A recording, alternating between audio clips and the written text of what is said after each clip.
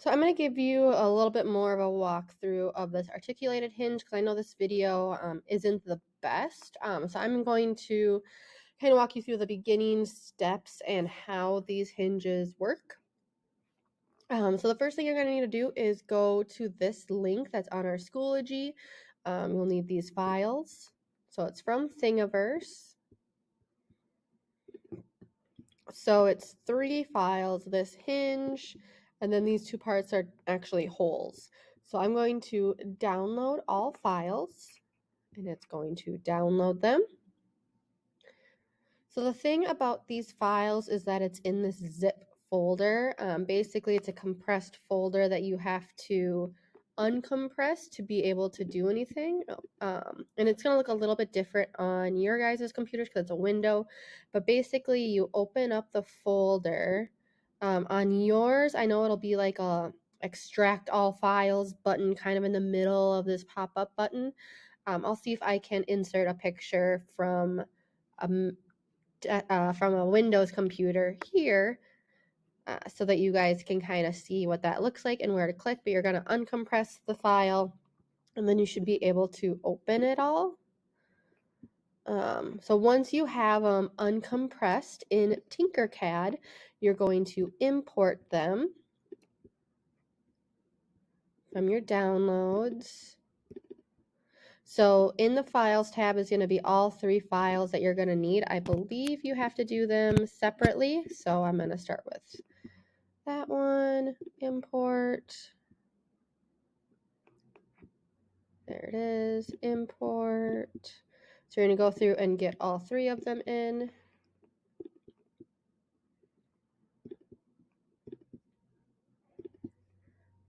Okay. So this red thing is what my hinge is going to go on. Not creative at all, but it works for this demo. So with those 3 parts that came in, it plopped them all on top of each other. So my purple cube rectangle and gray really long skinny rectangle are both going to become holes. And then this pink one is our actual hinge. So say I want to do a hinge right in the middle. This will end up being like a book. Maybe I get more creative and I add fake text or something in there. So, and I'm also not with a mouse. So bear with me here.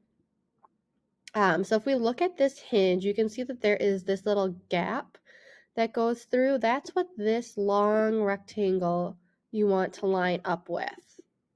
So and this is going to cut through your entire design.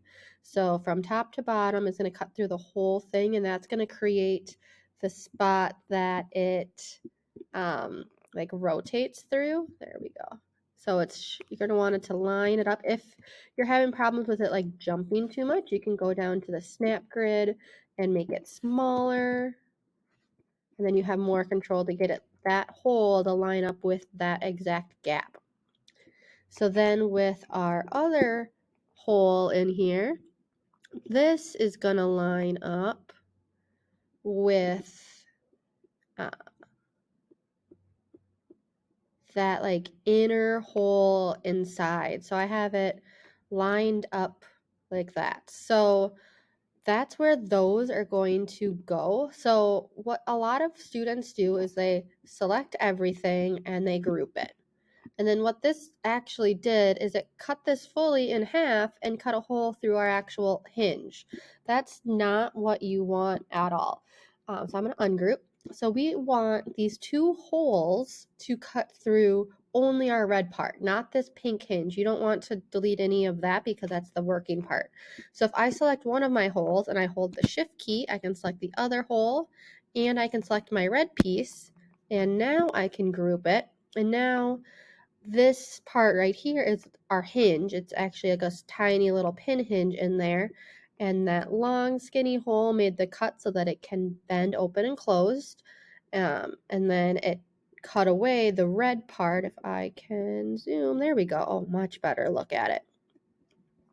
So you can see the big square hole cut through that part of my red. The long skinny rectangle hole cut through that part of the red, And now if I were to print this, and hopefully the sizes are right, you might need to make this hinge part bigger and then make that hole bigger and that hole bigger. But you would replicate this over and over again on your design to make it bendy. If I just did one of these on here, it's probably going to snap. I'm probably going to need at least 3, if not 4.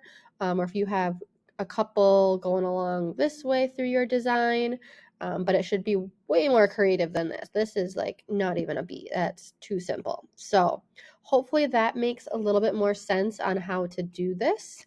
So these 3 parts that you bring in, I could copy and paste these and draw them all the way across and up and down, but that's what you're going to do.